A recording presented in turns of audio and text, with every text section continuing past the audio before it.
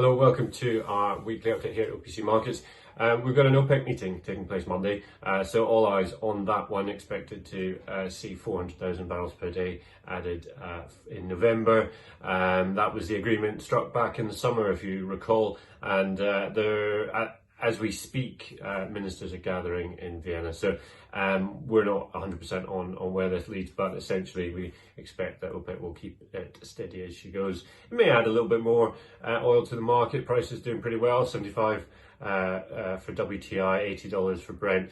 So pricing looks good at the moment, and the market remains pretty tight.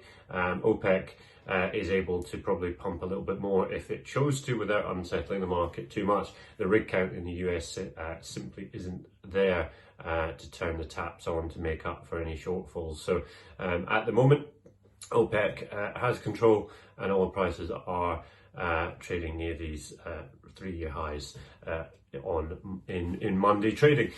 Look ahead to the week, and well, we've got the RBA, the Reserve Bank of Australia rate decision. I don't think any decision will be unveiled that will surprise markets. Really due perhaps see a movement come February next year on tapering.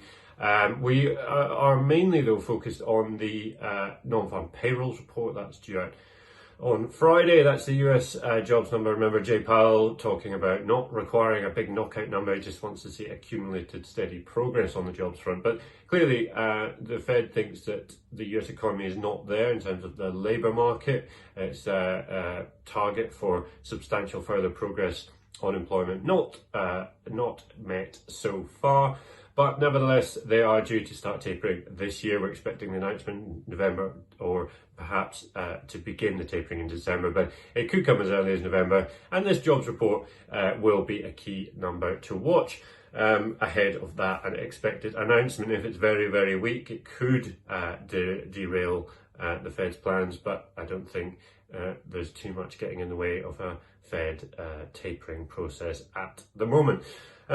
Markets have been a bit volatile over the last week. We saw some selling, a bit of a bounce back by the end of the week though. US treasury yields were popping up higher, but are today just steady underneath 1.5%, so on the 10-year. So markets looking for a bit of direction. Also, we'll be looking at what's going on in Washington with regards to infrastructure spending bill, debt ceiling and all that shenanigans. Evergrande also in focus.